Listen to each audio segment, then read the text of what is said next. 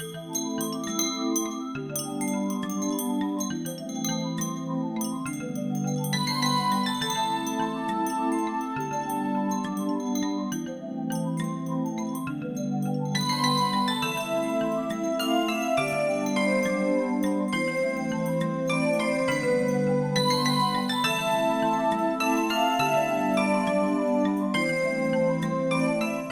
Celia Bertoia.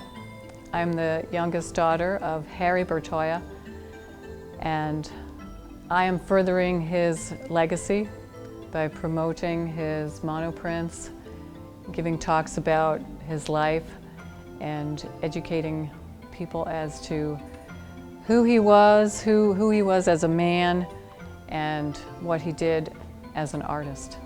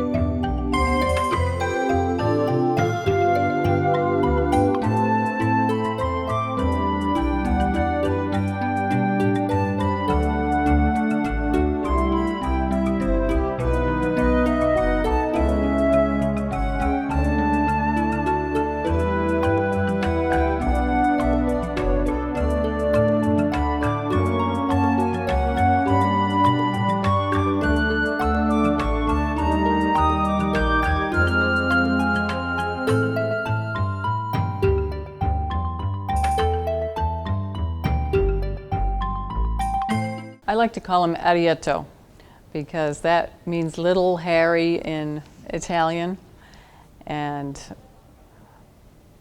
Daddy is a little too personal, Harry a little too impersonal. The exhibition we have here are the monoprints, or some people call them drawings, which he actually did all through his life. He began in the 1940s when he was at Cranbrook near Detroit, and the monoprints really span his whole career. The early ones, which we have a few early ones here, they're just my favorites. They have lots of color, and they're really, they are fantastic art pieces all by themselves. The yellow triangles, I love that piece, just with the color and the simplicity and the life in it. Some of these pieces really have such life. There's one that looks like musical notes, and you can almost hear the music as you look at this visual piece. So yeah, there are some really fun pieces here. Arietto was very private with his creation of the monoprints. In the early years in Cranbrook, he actually went into some little basement room where nobody was and did them secretly.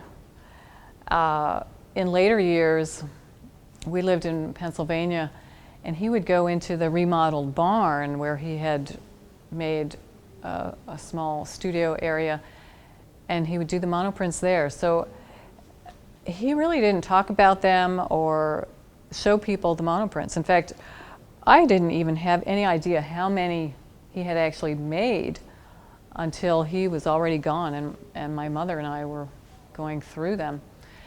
But there are some pieces that I'm looking at, the one that's sort of a whooshy, tall, and that style and some others were definitely precursors to sculptures, to three-dimensional pieces.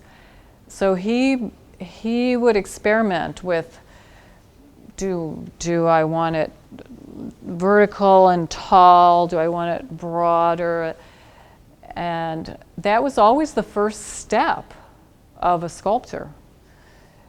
So many of the pieces you see, there are sculptures that kind of go along with it. I'm so delighted to be at a university because there's so many budding creative minds.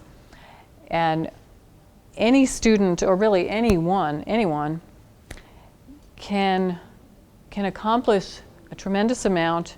They can do what they want if they really put their mind to it, which is what Arrietto did. This man was so focused and driven and passionate.